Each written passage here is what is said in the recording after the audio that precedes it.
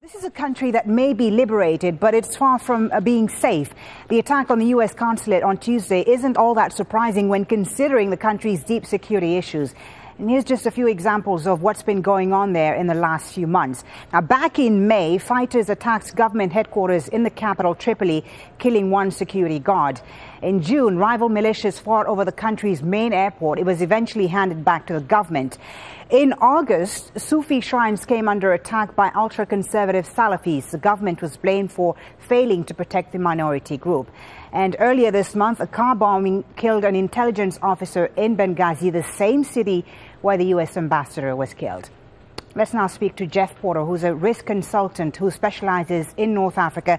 He joins us live from New York. Jeff, good to talk to you. Now, the U.S. authorities, Jeff, are saying they can't establish yet a direct link between this anti-Islam film and the protests at the consulate in Benghazi, suggesting perhaps that this attack may have been planned and organized. What is your take on this? This happened, of course, on 9/11. Could this have been the hallmark of an organized attack, or was it, in your opinion, a spontaneous eruption by a mob? Well, I think there may have been two things taking place. I think there may have been a component that was spontaneous, but I also do think that there was a component that was planned. The U.S. consular section in Benghazi was attacked before. It was attacked on the 6th of June. The day before that attack, the U.S. government had announced that Abu Yahya al-Libi, an al-Qaeda leader, was killed in Afghanistan and Pakistan by a U.S. drone. So the day following the death of Abu Yahya al-Libi, the U.S. consular section in Benghazi was attacked. September 11th, Ayman Zawahiri announced that Abu Yahya al-Libi had in fact been killed, something he had heretofore denied. The same day, later that same day, the U.S. consular section in Benghazi is attacked yet again. So I do think that there is a strong argument to make that this was a planned attack. Now, I understand, Jeff, that you briefed the ambassador back in May about security in Libya. What was the risk assessment for diplomats in Libya? Well, Ambassador Stevens, I think, had a realistic assessment of the risks he was going to face in Libya when he assumed his post. But at the time, it's important to note that the security environment in Libya was bad, but it was predictable. There was militia fighting, there was tribal fighting, there was regional fighting, but all of it was relatively predictable and relatively conventional. We didn't have terrorism per se. That began to change over the course of the summer, and I'm sure Ambassador Stevens was well appraised of the risks he faced. So what precisely was the level of security at the consulate in Benghazi? And was there any early warning system? In other words, were they prepared for such an incident? Well, the consular section in Benghazi is relatively unique among U.S. diplomatic institutions or around the world. Since 2011, since September 11th, 2001, a lot of U.S. embassies and diplomatic installations around the world have been revamped, rebuilt. They've had their security protocols reinforced. That didn't happen in Libya. Diplomatic ties were only reestablished with Libya in 2006. So it was very difficult for the United States to implement the security protocols at its embassies and consular sections in Libya that it had elsewhere around the world. So was there then a breakdown in security at the consulate? Talk us through, Jeff, because you're an expert on this. Talk us through what happens in these situations when there's a perceived threat on the mission. What's the protocol? Aren't officials supposed to be taken to a safe location when there's a perceived threat on the mission? What happens in these circumstances? Well, it appears as if security protocol was followed at the consular section.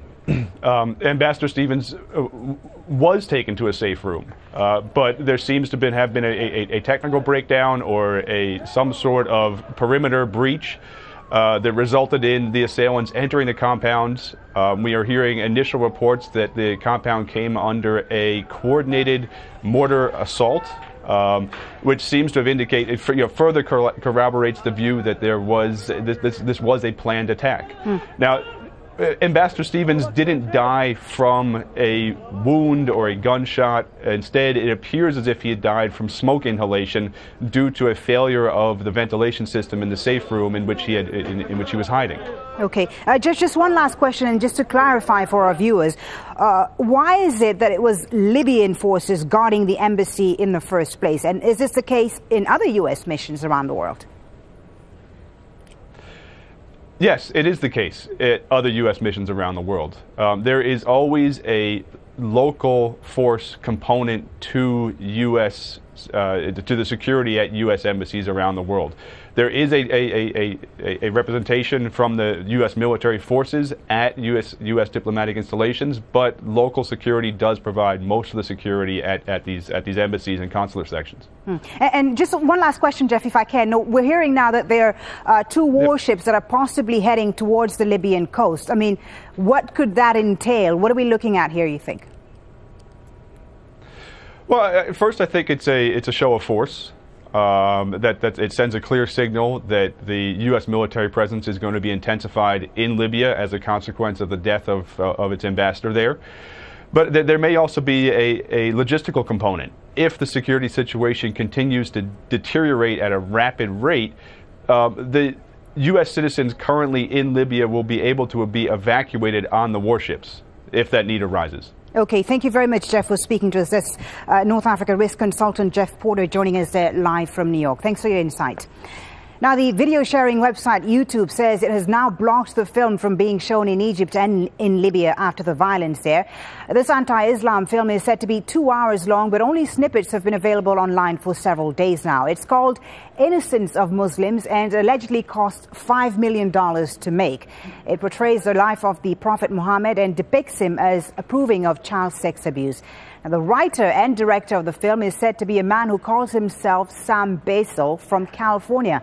But there's growing suspicion that the name may be a cover for a group of right-wing Christians. And a man claiming to be the director told a news agency he was an Israeli Jew and described Islam as a cancer.